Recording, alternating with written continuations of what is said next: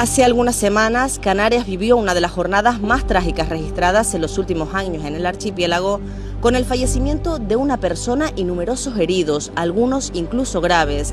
El gobierno autonómico había declarado la situación de prealerta por fenómenos costeros adversos, pero eso no impidió que un grupo de turistas se acercara a este muelle, situado en el municipio tinerfeño del Puerto de la Cruz, donde en cuestión de segundos sufrió un golpe de mar que acabó con la vida de una persona. 3 fallecidos y un total de 15 heridos, en un espacio entre 5 horas y a 35 kilómetros de distancia y en una sola isla. Nosotros desde Canarias, 1.500 kilómetros de costa, llevamos 10 años realizando estudios estadísticos y nunca se había producido una situación, en este caso un sábado negro, el pasado 8 de noviembre en Canarias, y no olvidemos que había activado una prealerta por oleaje, es decir, olas de hasta 4 metros. La gente estaba prácticamente todos vestidos. Fueron a hacerse selfies en la misma costa, fueron a ver las rocas, a ver cómo las olas rompían de lejos, pero ¿qué ocurre? Sin darse cuenta y por una inconsciencia, una imprudencia inconsciente, se acercaron demasiado. De este bar La Fragata, situado frente al muelle portuense, Pedro López, camarero y marinero profesional retirado, decidió lanzarse al agua para tratar de salvar a los turistas que habían sufrido un golpe de mar. Pedro, entiendo que todo sucedió muy rápidamente, en un instante, pero ¿qué se te pasó por la cabeza para tirarte al agua, aún siendo consciente del fuerte oleaje que afectaba en ese momento a la costa tinerfeña? Bueno, yo me pensé que se ahogaban, mi instinto fue en correr y tirarme al agua. A primera hora yo vi que la mar se estaba embraveciendo, vino la primera ola, como avisando al turista, como ellos no saben, no percatan la ola que hay, pues vino una segunda ola y a 8 personas que estaban en el muro pues las tiraron hacia el espigón de abajo, que son 3 metros. Pude sacar a un chico del agua que era de aquí de Tenerife, del sur de la isla. Pues el siguiente día que estuvo ingresado, el siguiente día salió y pasó por el bar y me pidió las gracias, que qué podía hacer para recompensarme. Yo le dije que solamente las gracias es suficiente. ¿Qué medidas preventivas propones para evitar este tipo de desgracias en la costa del archipiélago?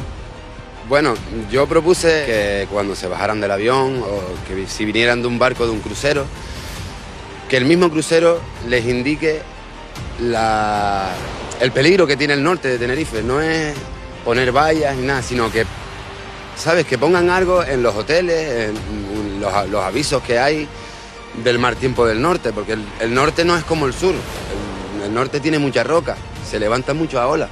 Vamos a ver si conseguimos hacer algo para ellos, porque a mí me interesa que venga el turista, porque nosotros vivimos del turismo, y si no hay turismo aquí, el puerto se hunde, el puerto y Canarias, porque nosotros los canarios vivimos del turismo, eso no lo entiende la gente. Y siempre buscan el peligro, no hace falta buscar el peligro para sacar una foto. Las mejores fotos se hacen a lo lejos y no hace falta llegar a donde revienta la ola, porque si no vamos a tener desgracia, no hoy, sino todos los días. La primera causa de muerte por accidente en Canarias es el ahogamiento en espacios acuáticos y de los afectados, 7 de cada 10 personas ahogadas son turistas, por lo que resulta primordial incidir en el sector turístico cuando se activan avisos o alertas por fenómenos costeros adversos. 60 personas, entre ellos 4 menores. Las cifras son similares al mismo periodo del año 2024. ¿Qué ocurre y qué estamos observando a través del análisis de nuestros estudios estadísticos? Que ha aumentado de una forma muy importante y preocupante, ya no el número de fallecidos, sino el número de heridos totales. Ya hemos llegado casi a 200 personas que han sufrido algún tipo de accidente en espacios acuáticos.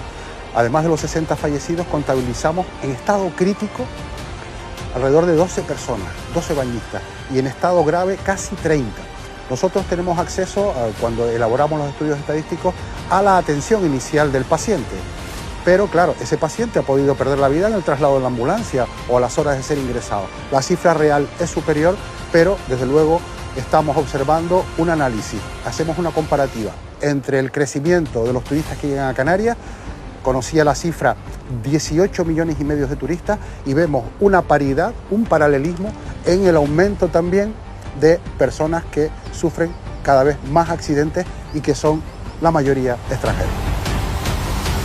Concienciar, sensibilizar y facilitar información sobre el estado del mar son factores clave a la hora de evitar la imprudencia de bañistas y curiosos. Hay que apostar todavía de una manera muchísimo más decidida. A medida que estamos discutiendo y debatiendo, se nos está la gente cayendo, ¿no? Y no ahogándose precisamente en un vaso de agua, sino en piscinas y en playas, sobre todo en zonas naturales. Tenemos una ley única junto con Baleares en toda España y tenemos que aprovechar toda esa normativa para cumplirla. Hay que reforzar muchísimo más. Fíjate, Canarias tenemos, como se llama nuestra asociación, 1.500 kilómetros de costa, que son las que tiene Canarias.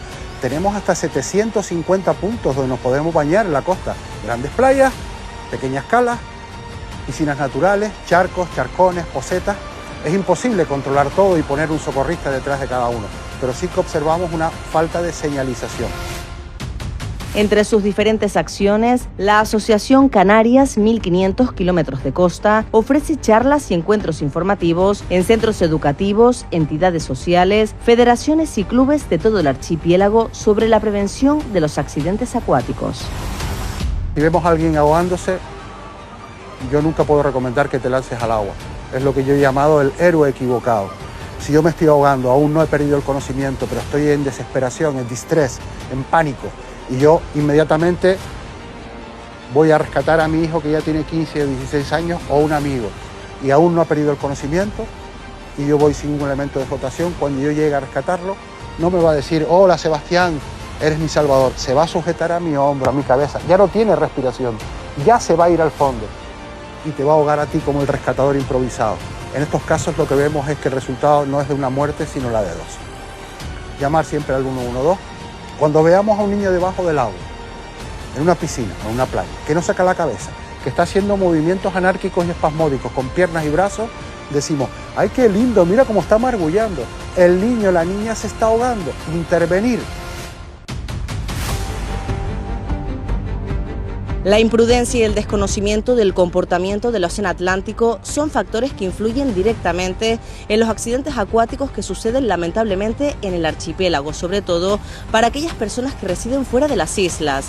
Algunas de las medidas preventivas que proponen los profesionales pasan por instaurar una señalética adecuada y reforzar la presencia policial y de socorristas en jornadas de fuerte oleaje.